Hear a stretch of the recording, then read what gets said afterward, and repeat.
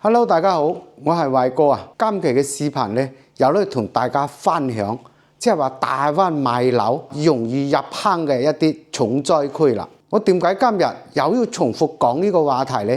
我曾經都有講過呢啲視頻嘅嚇，講過呢啲問題嘅，所以今次呢，我不得不一再去強調呢個方面，因為就係呢幾日啊，都有一個香港嘅朋友同我訴苦嚇，佢話舊年佢咧過來呢邊睇樓，睇到幾個樓盤之後咧，咁佢就自己咧做咗決定。當時呢個樓盤咧，佢屋企人持有反對嘅嚇，但係呢個反對又唔係好激烈啦。後尾佢自己咧就揸咗飛啊，就買咗呢個樓盤。後來點知道咧？呢個樓盤咧就好多嘅飛機客，即係話攞嚟套錢嗰一種嚇。然後咧交咗錢之後走咗佬。變成咧日日樓盤有人鬧事啊，或者有冇人去住啊，等等一啲問題，連而家嘅物業啊都唔係點理呢個樓盤嘅，因為加埋10零戶住喺嗰度咧，物業費都唔交嘅嗰一種啊，搞到佢而家咧就好困惑。咁我就借咁嘅一個問題下，我同大家再來強調重複嚟講下呢個，即係大灣買樓一個避坑指南啦嚇，好講清講楚啦。咁如果睇呢條視頻有用嘅咧，建議大家可以收藏起來嘅嚇。咁好啦，呢個咧我就同佢講下，即係話你過嚟睇樓一定要遇到有責任心嘅一個 agent 啦，係咪先啊？佢如果佢話遲遲話呢個樓盤佣金有啲高或者話呢個樓盤發展商嘅額外俾到幾多錢俾佢。然後咧，你一定要打探清楚啦嚇，因為我知道之前有好多 agent 去拍，有啲樓盤拍咗之後，講真咧，每次去拍咧，佢有額外俾紅包俾佢嘅咁樣有，所以啲樓盤我一向我都唔去嘅嚇，唔去掂呢啲樓盤嘅。我視頻睇到嘅呢啲樓盤咧，我哋係誠意去推薦嘅，其他冇去拍。講真好多，因為做乜嘢好多人話個 agent 到乜樓盤佢都去拍。係咪先啊？即係我係有底線嘅，係咪先啊？咁好啦，今次咧廢話少講，直接直奔主題。大灣重災區最多嘅地方喺邊度？就係一線南三啦嚇。講一線南三呢個咧就係佢嘅真正嗰個航拍嘅地圖，好清晰嘅。一線點解話一線南三？因為嗱，可以見到呢一邊都係屬於深圳嘅嚇。深圳見到從呢度開始佢就係深圳㗎啦，係咁樣。呢度係大灣係嘛？呢條咧佢叫做龍山一路，呢條咧就龍海三路嚇。咁可以見得到，以呢條龍山一路為中心，兩邊嘅樓盤，我哋就稱作為一線南三。係咪先啊？呢個係屬於大灣嘅，就係呢啲樓盤，因為呢度咧就係深圳嘛，係咪先？係好近，係概念上嚟講咧，越近深圳，佢未來嘅升值空間係越快嘅，即係價值越高嘅。呢個係冇錯，但係呢個對於深圳人嚟講嚇，好多深圳佢事實佢買一線南三，佢好曾經一線南三嘅，亦都係。佢已經係打造咗個大灣嘅高價神話。佢周邊每一個樓盤價單都係差唔多2萬蚊以上嘅喎，貴嘅咧甚至去到26000、27000，真係錦繡一行，就係呢個位置啦。咁今時今日依然都係幾千蚊嘅一個價單8、9千蚊到1萬蚊，或者係萬零啲之間，就係咁樣。呢條咧就係叫一線南三呢啲樓盤啦。可以見到呢個沙田嘅地鐵站喺度，係咪先啊？呢個咧就醫藥產業園，我哋生物園啦。呢邊咧個聚龍山公園，佢遲咗呢個沙田地鐵站，佢而家建緊嘅，即係話今年年底26年底啦，或者係27年初，但係可能會提前，有可能係26年12月左右。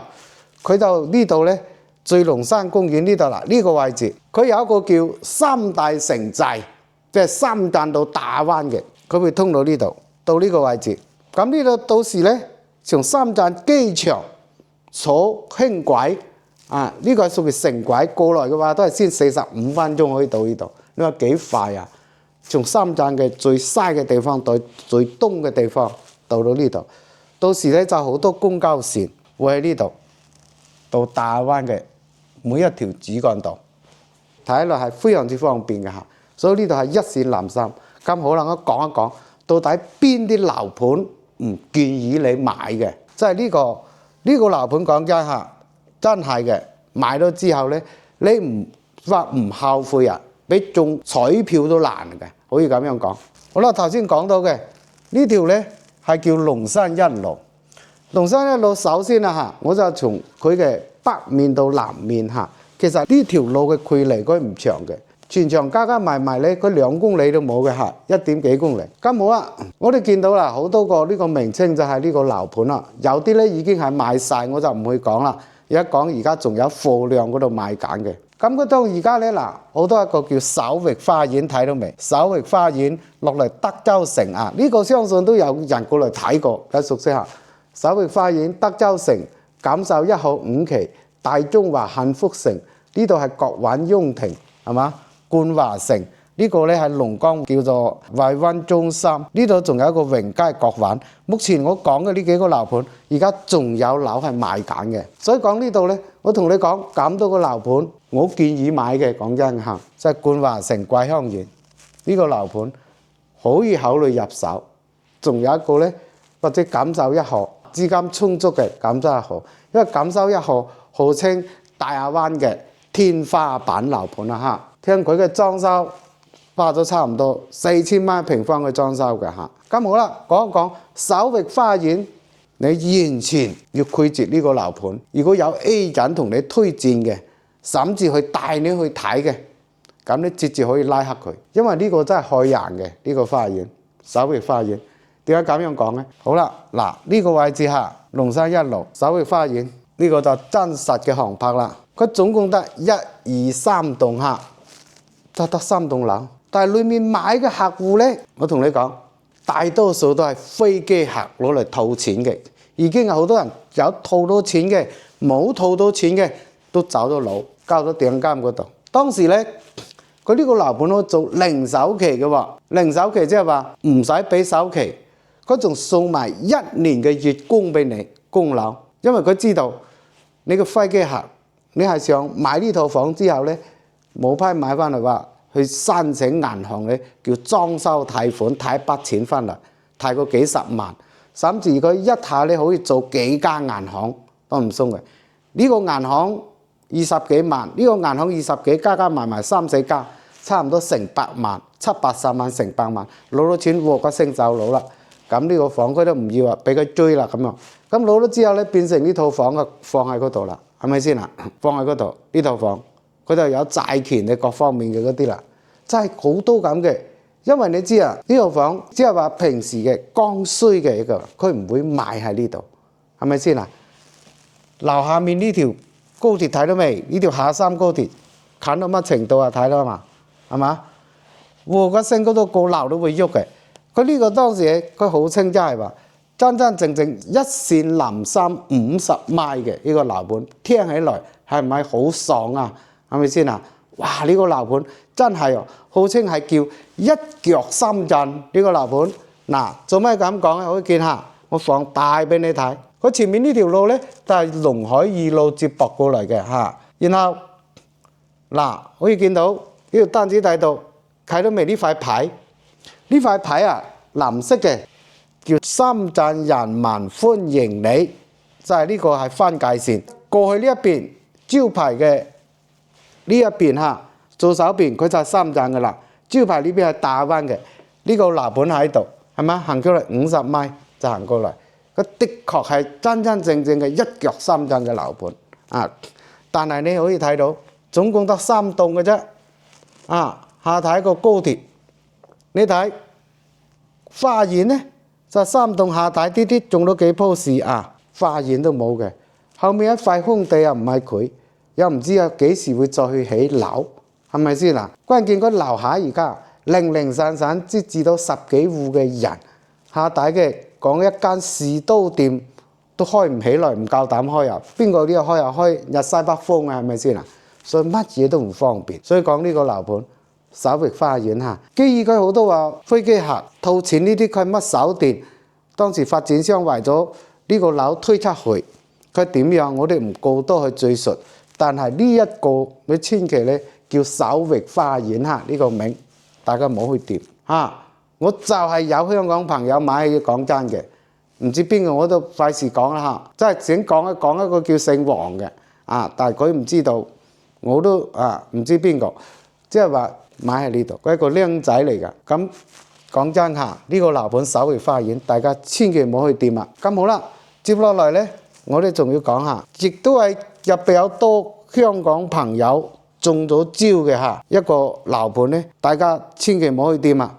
呢個樓盤雖然話有兩棟係交到樓嘅接落嚟你後面呢啲咧幾時會交到樓咧，仲係未知數嘅。呢個叫做國韻雍庭，佢一樣係比較近三站，睇到未？佢旁邊呢一條咧，呢條就係龍山一路一直咁樣上去嘅。首域花園喺呢個位置下，佢咁樣落嚟，就呢個樓盤咧嗱，見到未？佢係兩排嘅嚇，前後兩排。佢總共咧，佢有5棟嘅，見到未？1、2、3、4、5。佢第三棟第四棟係交咗樓嘅1、2、5棟咧佢而家咧仲喺期樓未交樓。佢嘅就係佢嘅工程好慢，因為佢個發展商叫做玉山，佢已經係半條命㗎啦，入咗 ICU 嗰種㗎啦。所以講咧，佢就好慢即係工人咧要拖欠公司款工程款等等，即係話停一下開一下，停一下開一下。我知道有好多香港朋友買呢度，當時佢係做低首期，當時1、2萬蚊嘅首期咁啊裝修俾你。但係呢個咧品質肯定就唔得㗎啦，唔使講㗎啦不過佢嘅花園佢嘅品質即係比較粗糙，包括佢嘅做工各方面比較粗糙。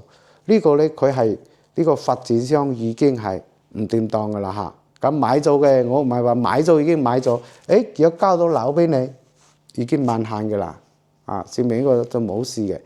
咁接落嚟買呢幾棟話期樓嘅，你真係要諗清諗楚，到時會唔會逾期交咗樓俾你？最緊要就係佢嘅一個品質又係唔得嘅，因為發展商已經唔掂當嘅。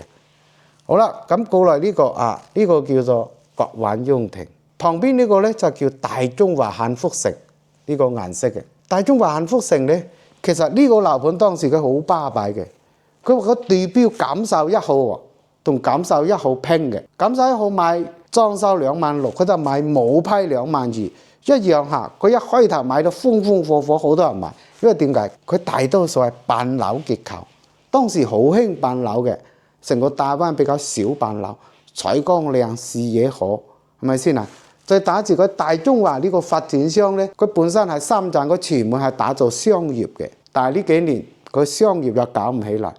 個老細又好高調嘅喎，有私人飛機嘅喎但係佢話可能嗰個自己啲精力可能用喺其他方面啦。後尾嚟搞商業，而家又搞唔起來。然後咧，佢如果要建一棟喜來登5星級嘅酒店，本來喜來同喜來登合作嘅。點知咧起兩下起都幾層嘅，停工停喺嗰度3年幾啦，冇動工，以後會唔會再起唔知道呢個就係大中華幸福城，佢係依家買緊嘅呢個房係冇問題，全部都係現樓，但係咧佢不但係小區嘅花園綠植都好營養不良咁樣嘅，一鋪市咧都係面黃肌瘦嘅，生唔起來，事業都係黃嘅嗰種。3年前睇落去手指咁大。依家嚟睇，比手指大啲啲嘅啫，所以講呢個咧就係佢一個質量唔得。不過佢嘅外牆呢種顏色，仲有一個咧，佢嘅入戶大堂各方面就好粗糙。入戶大堂好多嗰啲嗰啲管排水管都係露出嚟嘅，暴露出嚟。所以講呢個咧就大中華幸福城，但係佢而家咧仲買緊復式高層，而且40幾層超高層嘅復式。復式嚟講唔適合老人家養老嘅因為你個樓梯咧，你唔係大別墅好平整嘅樓梯咁樣上去，個樓梯你爬上去，講真，年輕人驚爬落爬去都係嗰啲嘅。所以講呢個咧就係嗰個大中華幸福城目前嚟講，當然佢隔離有一個咧呢一邊，佢係叫做有一個寶來廣場，仲有一個咧就係德州城嘅商業街，係好繁華啊！行過去，當佢樓下都開咗幾間酒樓，仲有一間酒店，另外一個酒店就唔係喜來登酒店，但係你佢下底嘅商業超市嗰啲未入住到。呢個樓盤佢嘅價單依家佢有幾套平層嘅，加埋仲有11套平層，就唔係複式嘅。但係佢使用率非常之低嘅喎，125平方做到3房嘅，但係佢係雙月南北通透2個露台嘅嚇，佢使用率係非常之低嘅，因為佢嘅純板樓，佢呢種板樓佢贈送咧，佢又唔多，公攤又多，變成咧佢嘅使用率唔高。佢同朗斯樂園又唔同嘅就係佢呢個板樓比較早期嘅就係公攤大，所以使用面積實在太少。而家雖然佢價錢放低咗嚟賣，而家放到8000幾蚊，但係都唔值得呢個樓盤嚇。大中華幸福城再過嚟有一問，你問德州城嗰邊點樣？德州城係有加埋有30幾套現樓，但係嗰個現樓就較殘咯，放喺嗰度時間太長。德州城呢個樓盤講真嘅，佢真係借做一線南山嘅位置，其實佢品質係非常之差嘅。你知道佢花園裏面嘅地下佢用嘅咧係乜嘢啊？廣場磚，我哋叫輕質磚啊，亦都話叫沙鋪，用嗰種沙打好似泡沫咁樣。當然呢個磚咧，地下有一個好處，唯有好處咧就跑步啊、老人家細蚊仔，就算啲跌跤，對呢個損傷都唔係好大。佢有啲腍嘅，佢唔似咧帶你食嗰啲水泥瓶嗰啲比較硬，係咪先？廣場磚係比較腍啊，淨係跑步就係怕細蚊仔跌跤，怕老人家跌跤嗰隻。其實一個小區而家都係新時代啦，你花園仲做到咁嘅老款式嘅，一個顏色啊土到死啦嚇，紅色嘅啊，一個地下啊一個棕色棕紅色嘅嗰一種，又係嗰啲咧一小塊睇上去咁樣，幾核突係咪先啊？佢就係而家全部所有奇物採用都係咁樣，而且咧佢嘅德州城咧，依家係講佢嘅，因為佢建嘅年限設計比較早，從第一期到而家，德州城已經有10幾年嘅歷史嘅啦，最少去到16年到17年，所以佢當時嘅設計各方面所有小區嘅規模設計佈局都係以前好早嘅一代嘅，所以講睇上比較過時㗎啦，所以就冇去考慮。有個剩低嘅戶型嘅有一個2房嘅70幾，其他咧都係3房4房都有，剩低一派。但係佢係好方便，落樓呢，佢好多商業街已經好成熟，因為德州城亦都係號稱成個大灣入市率最高嘅樓盤之一。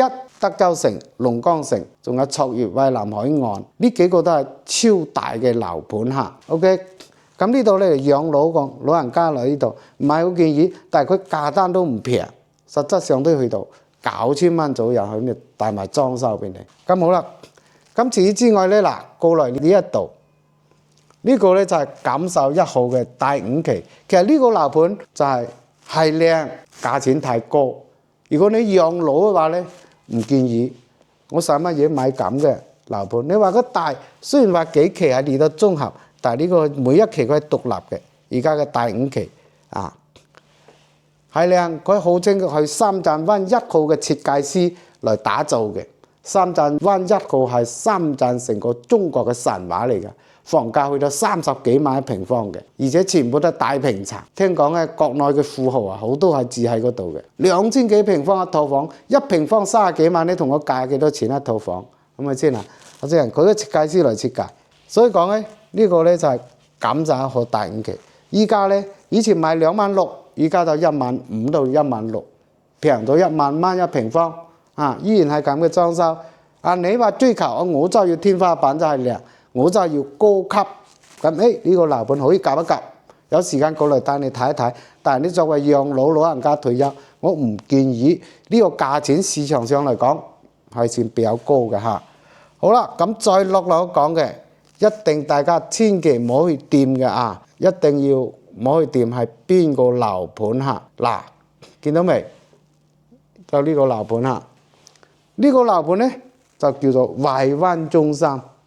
當時咧就畫到好大嘅餅，睇到未？呢幅全部都係佢嘅，好大。佢就係話從北京嘅嗰個叫做惠聰集團，大家知道啊，佢最早叫互聯網嘅巨頭，都係中國百強嘅。當時話北京嘅總部搬到呢度來，要起2部，總部搬到嚟2部雙子塔，係大灣嘅地標最高嘅。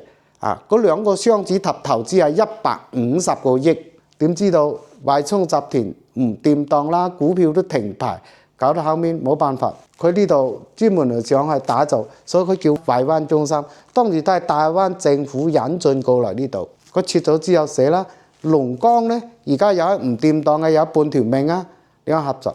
所以呢，而家先見到幾棟呢度。嗱，呢個寫字樓仲係見到咁嘅樣。可能你放而家3年後、5年後都係咁嘅樣。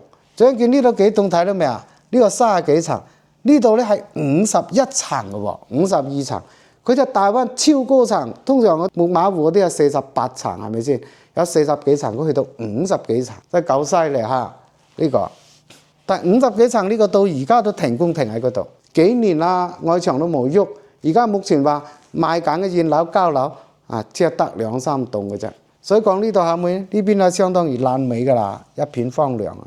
規劃嘅餅都畫到好大，有學校啊、商業中心啊、甲級寫字樓啊、酒店啊等等真正，但係佢冇錯，一腳三站。呢度三站睇到未？好靚嚇，三站嘅產業園呢度嗱，你一直起到呢度嚟喎，同三站可以握手，真係一線南山。如果起來呢個樓盤我講真嘅。當時嘅第一期話開盤價，一係又賣到21,000幾，接近22,000蚊，大裝修。惠灣中心，大家千祈唔好去掂下。嗱，我就放大俾大家望一望下，就係呢個名叫做龍崗惠灣中心。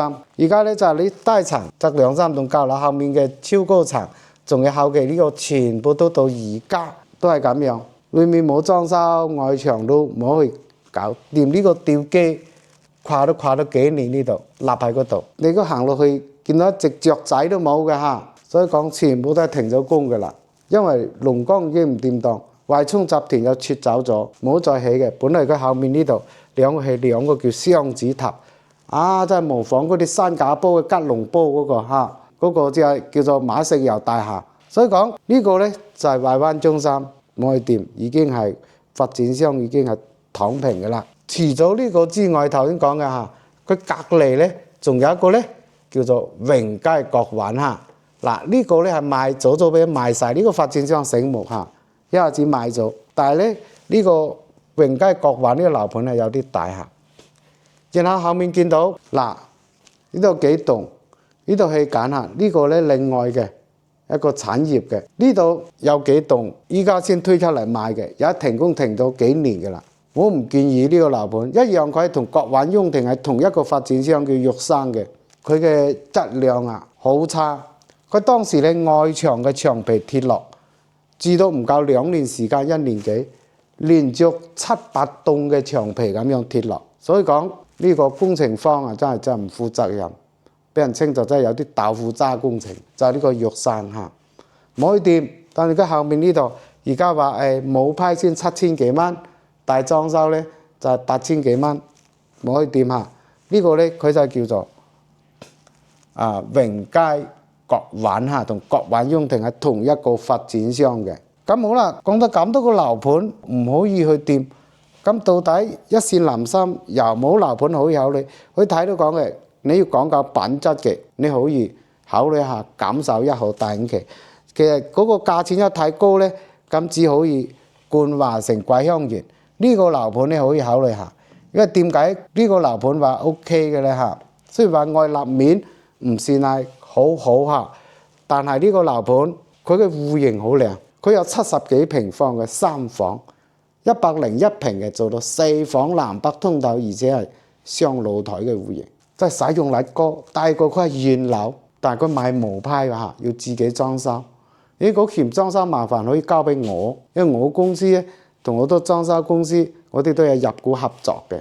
因為我哋唔係裝修呢方面，作為我呢方，我唔係為咗賺錢嘅。即係為咗方便客戶。我已經有好成功同幾個香港已經有一批香港客戶買毛坯，都係委託我哋去裝修嘅啦。我哋裝修咧可以咁講，同等比講好多發展商按照1000蚊嘅標準去同你去裝修，佢標出嚟係1000蚊，咁我哋要1000蚊同你去裝修，肯定做工比你靚。即係我哋係講師傅嘅講，就唔算話咁多乜瓷磚空鼓啊，做工睇起身比你美觀啊，第二個材料一定要比你靚，同樣係1000蚊嘅，一定要比你好，唔係我哋冇辦法生存嘅，係咪先啊？所以講呢個咧，佢毛坯，依家嚟講嘅價單咧，以前佢毛坯都係賣到2萬蚊嚇，2萬蚊、2萬1，後面咧就賣到18000蚊、15000蚊一直咁樣。依家嚟講啊，佢毛坯價有特價都係8000蚊左右嘅啫，加1000蚊相當9000蚊。呢個係買到一線南山啊，旁邊呢條咧就龍山一路嚇，咁樣上去。睇咪斜對面呢個就係嗰個錦繡1號嘅大5期，係咪好近？呢個戶型靚，小區咧都比較大。你睇翻3期開發嘅嚇，1期、2期。佢而家咧花園做得又比較精緻嘅喎嚇，知唔知啦？包括佢嘅入戶大門做得都好氣派嘅，尤其係大2期嘅，係嘛？呢個近3站，因為呢個樓盤發展商佢係冇問題嘅。好啦，咁即係話一線南山冇乜幾多樓盤係值得嘅考慮，所以佢嘅問題嘅樓盤太多，即係話為咗避免入坑，如果咧有關注呢邊嘅樓盤嘅你可以多關注下偉哥，揾啲有乜問題咧直接同我講。即係我做乜嘢一直要拍咁嘅視頻咧，就一定係提醒偉哥永遠係做最真實嘅，我都唔怕得罪發展商。之前佢一直講嘅不畏強權，敢講真話。我講嘅嘢係一就一，就係二就二，我唔會套路。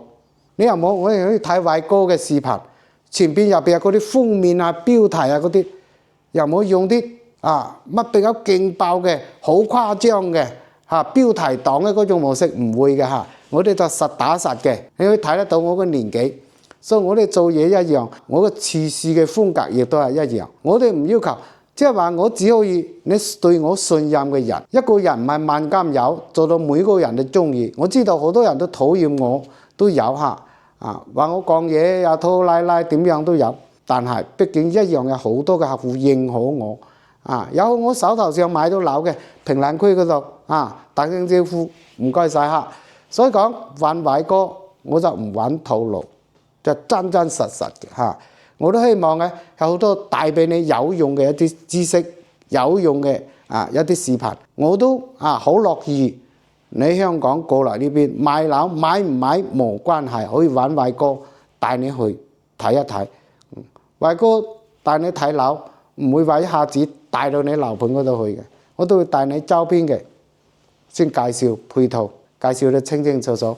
呢個發展商現時係點樣個狀況？呢個樓盤有冇問題？佢優缺點喺邊度？當然都帶多幾個樓盤可以對比一下。咁樣過程你就會比較清晰。我應該揀點樣嘅產品？因為你過嚟買套房都係唔容易嘅嚇。咁大嘅年紀過嚟呢度，為咗減少煩惱、放慢節奏、享受更加新嘅生活方式、體驗更加好嘅居住環境，嚟到大灣嘅。所以講。一直買樓呢方面，揾偉哥，希望我可以幫到你。好啦，今期視頻咧就介紹喺呢度。如果你仲有其他嘅問題咧，一樣可以持續揾偉哥嘅嚇。記得睇完視頻同我點個 like，唔該晒。今期視頻就介紹喺呢度，下期見啦，拜拜。